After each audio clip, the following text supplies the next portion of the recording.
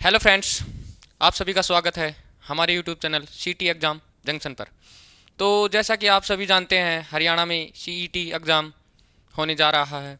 तो उसके लिए हमने हिंदी के ऊपर चर्चा की है, तो इसलिए आज हम स्टार्ट कर रहे हैं हिंदी। हिंदी में वर्णमाला से हम स्टार्ट करेंगे।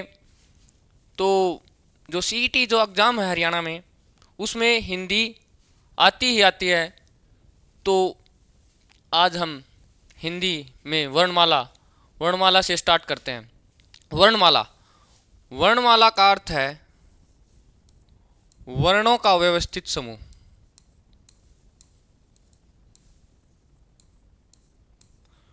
वर्णों का व्यवस्थित समूह।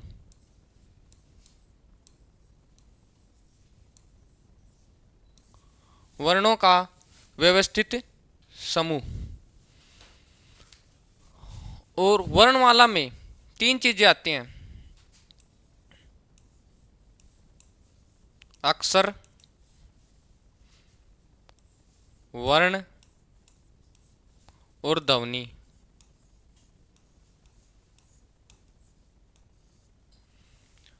अक्षर वो होते हैं जिनके ओ टुकड़े न हो। अक्षर ए का मतलब होता है हिंदी में ना, जिसके मतलब ओ टुकड़े छर न हो, जिसके अक्षर न हो। वर्ण वर्ण होते हैं, वर्ण की जो परिभाषा है वो है भाषा की सबसे छोटी लिखित इकाई।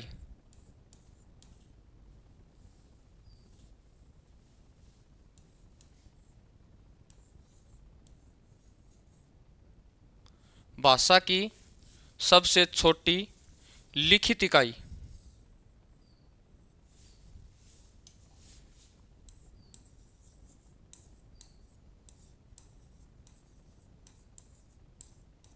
भाषा की सबसे छोटी लिखित इकाई। वर्ण की जो परिभाषा है।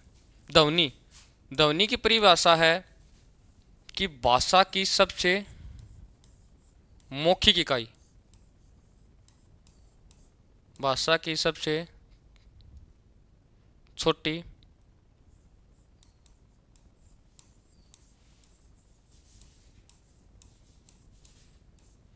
मौखिक इकाई।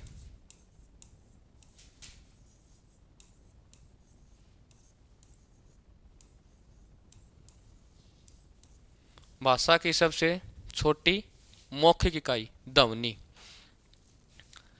तो ये तीन चीजें हैं: अक्षर, वर्ण और ध्वनि। फिर आते हैं वर्ण।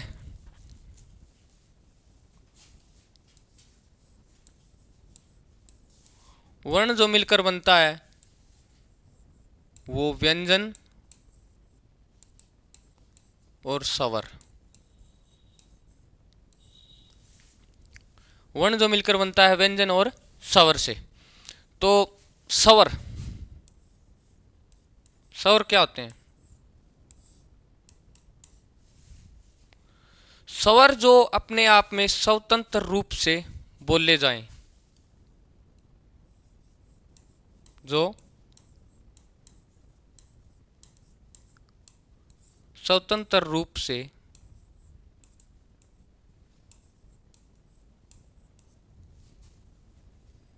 बोले या लिखे जाएं।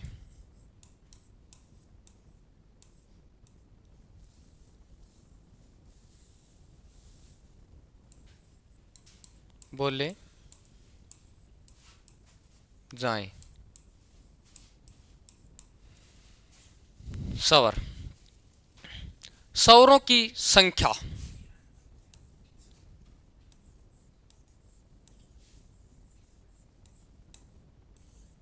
स्वरों की जो संख्या है वो है 11। कौन कौन से होते हैं स्वर? ए, आ,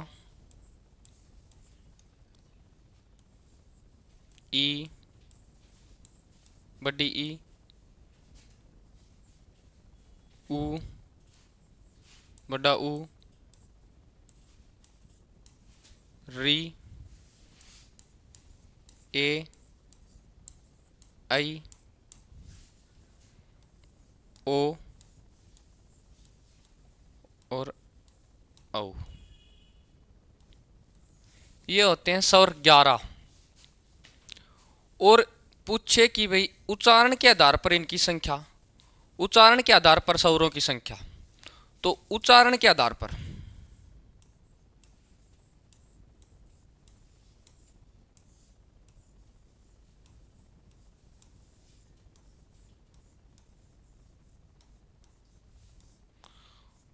उच्चारण के आधार पर इनकी संख्या होती है 10।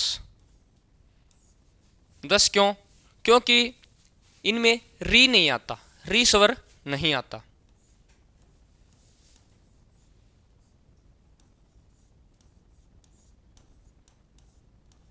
नहीं आता।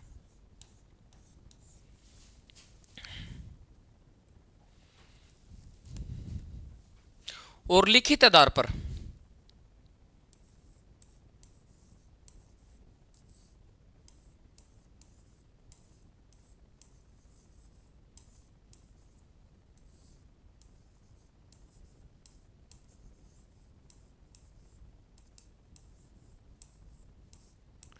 लिखित आधार पर इनकी संख्या होती है 11 + 2 13, जिनमें 2 और ऐड हो जाते हैं। कौन से? अंग और ऐ।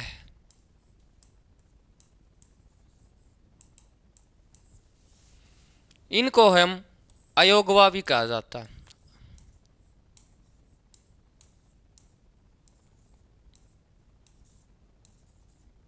इनको अयोगवा ध्वनि भी कहा जाता है। स्वर लिखित आधार पर कितने होते हैं? 13। 13। और हिंदी वर्णमाला में आपको बेसिक नॉलेज और बता देता हूं मैं।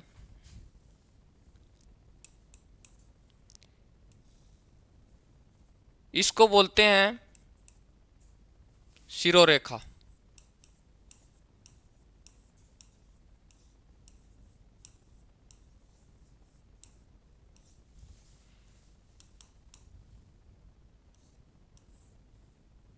इसको बोलते हैं खड़ी पाई। क्या?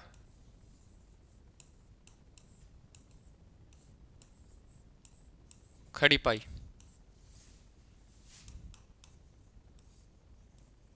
इसको बोलते हैं अनुस्वार।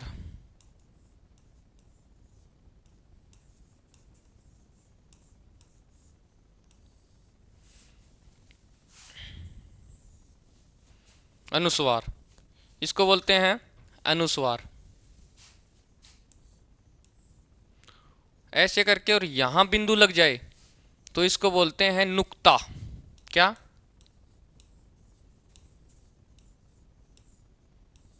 नुक्ता। ऐसे करके यहां बिंदु लग जाए तो इसको क्या कहते हैं? नुक्ता। और ऐसे करके यहां बिंदु लग जाए तो उसको कहते हैं पंचमाक्षर।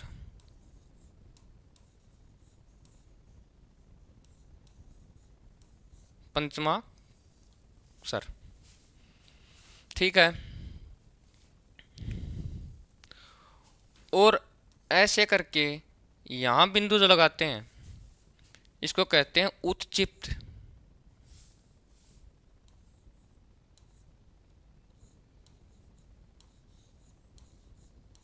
उत्क्षिप्त। जैसे ये वाले ड और ढ, इनको कहते हैं उत्क्षिप्त। उत्क्षिप्त। और जैसे ये जो नुक्ता वाले हैं क, ख, ग और ग,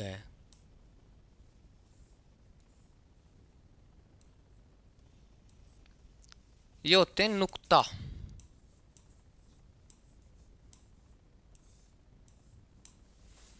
इनकी जो परिभाषा थी, नुक्ता की परिभाषा दी है शिव प्रसाद सितारे हिंद ने। किसने?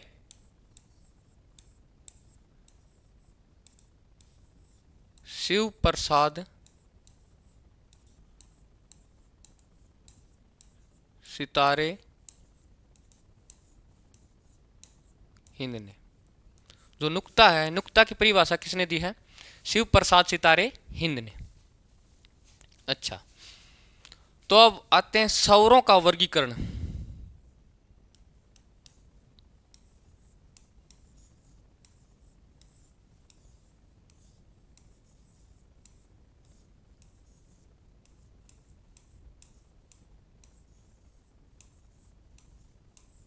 सौरों का वर्गीकरण, सौरों का वर्गीकरण है वो 4 प्रकार से होता है। कितने प्रकार से? 4 प्रकार से।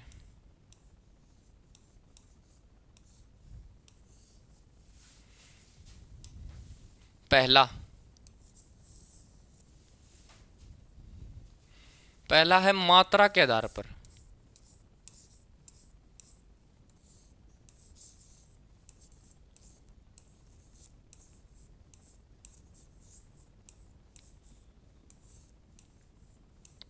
मात्रा के आधार पर सौर। मात्रा के आधार पर सौर 3 प्रकार के होते हैं।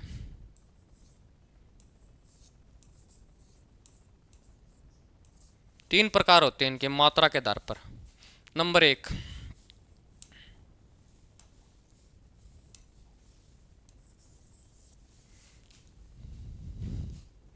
1, लघु सौर, जिसे हम हर्षव सौर भी कहते हैं, और इन्हें एकमात्रिक सौर भी कहते हैं।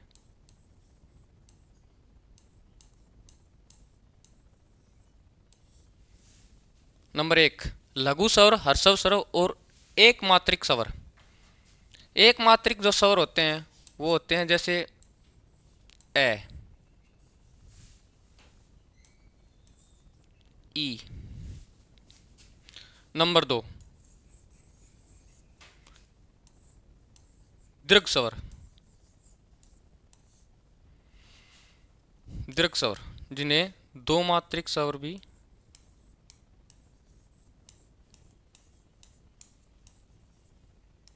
जिन्हें हम दो मात्रिक सौर भी कहते हैं, और इन्हें गुरु सौर भी कहा जाता है, जैसे आ, बड़ी ई। नंबर 3, तीसरा है पलुत सौर। कौन सा? पलुत सौर, जिसे हम तीन मात्रिक सौर भी कहते हैं।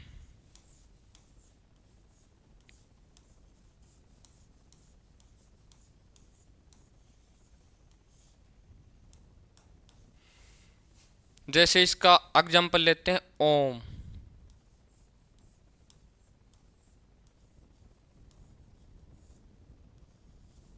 ठीक है, तो एक प्रकार से हमने सौरों का वर्गीकरण कर दिया है। नंबर 2,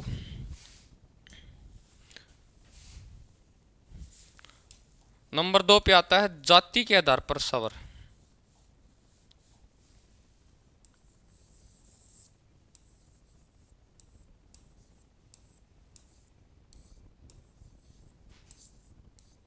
जाति के आधार पर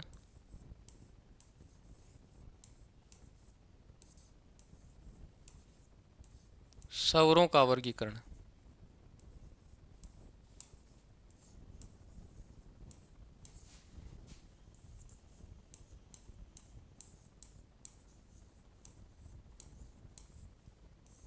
जाति के आधार पर सौरों का वर्गीकरण। तो जाति के आधार पर सौरों को दो भागों में बांटा गया है, एक सहजातीय और एक विजातीय। नंबर 1, सहजातीय सौर।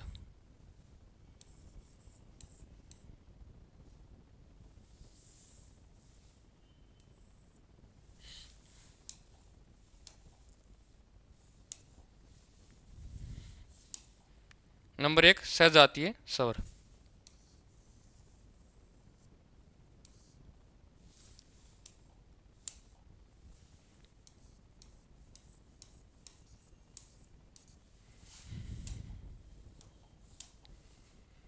सजातीय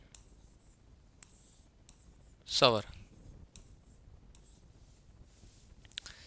सजातीय स्वर जैसे ए प्लस ए मिलकर क्या बनता है? आ। जैसे ई प्लस ई मिलकर बनता है बड़ी ई। ऐसे ये बोलते हैं इनको सजातीय स्वर। नंबर 2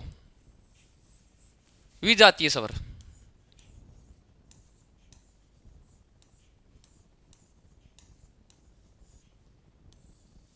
विजातीय स्वर जैसे ए प्लस ई, तो ये मिलकर बनते हैं ए। जैसे ए प्लस बड़ी ई मिलकर बनती है आई। ठीक है। अगला नंबर आता है 3 पर का, तीसरे नंबर का स्वरों का वर्गीकरण। तो तीसरा नंबर है, तीसरा जो नंबर है स्वरों का वर्गीकरण, तो इसमें उच्चारण के आधार पर तीसरे नंबर का जो स्वरों का वर्गीकरण आता है वो आता है जीभ के आधार पर। जीभ के आधार पर स्वरों का वर्गीकरण।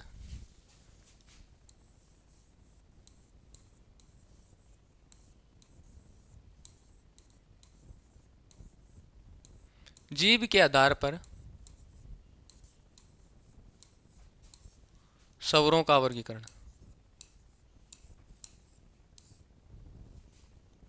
स्वरों का वर्गीकरण।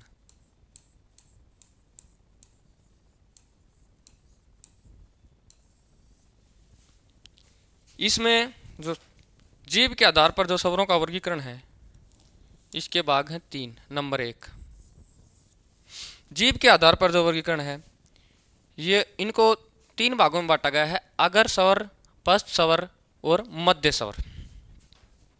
नंबर 1 अगर स्वर। नंबर 1 अगर स्वर।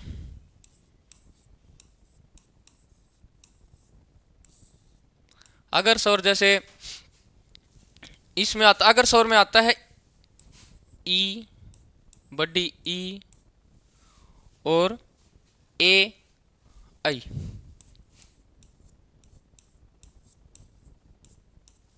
फिर आता है मध्यम स्वर।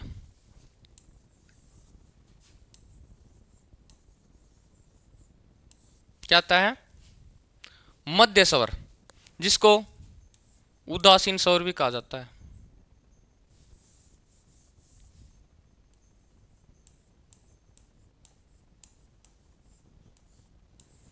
इसमें आता है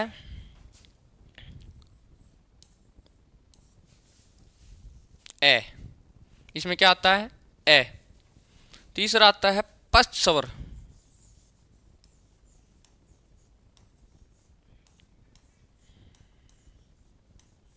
तीसरा आता है पश्च स्वर। इसमें कौन कौन से आते हैं जो बच गए वो? जैसे आ, ऊ, बड़ा ऊ, जो बच गए वो सभी। री,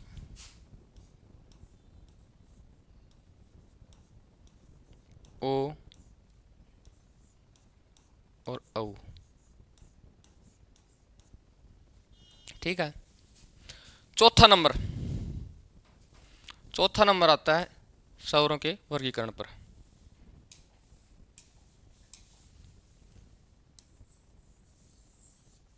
चौथा नंबर जो है, मुख खुलने के आधार पर स्वरों का वर्गीकरण। क्या?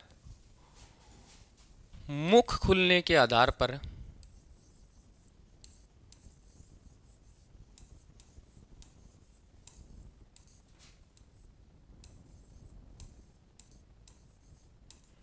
मुख खुलने के आधार पर स्वरों का वर्गीकरण।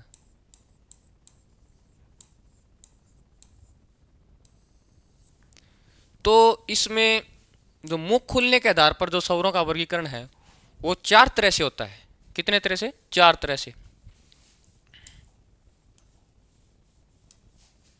नंबर 1 संवृत। नंबर 2 अर्ध संवृत।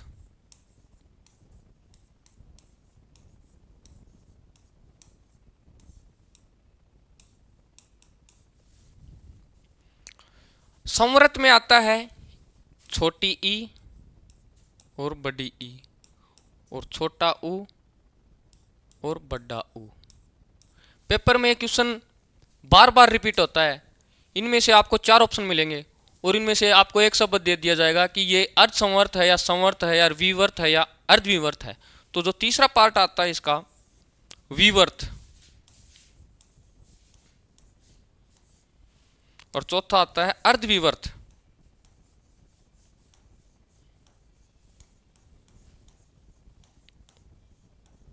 तो ये आपको 4 ऑप्शन दे दिए जाएंगे और इनमें से आपको एक अक्षर प्रश्न में दे दिया जाएगा कि ये अर्ध संवर्त है या संवर्त है, विवर्त है या अर्धविवर्त है।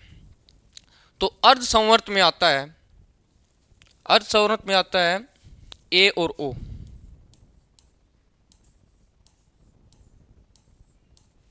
और विवर्त में आता है आ। क्या? सिर्फ आ। विवर्त में कौन सा आता है? आ। और जो अर्धविवर्त है इसमें जो बच गए वो जैसे ए, ऊ आ लिया, री,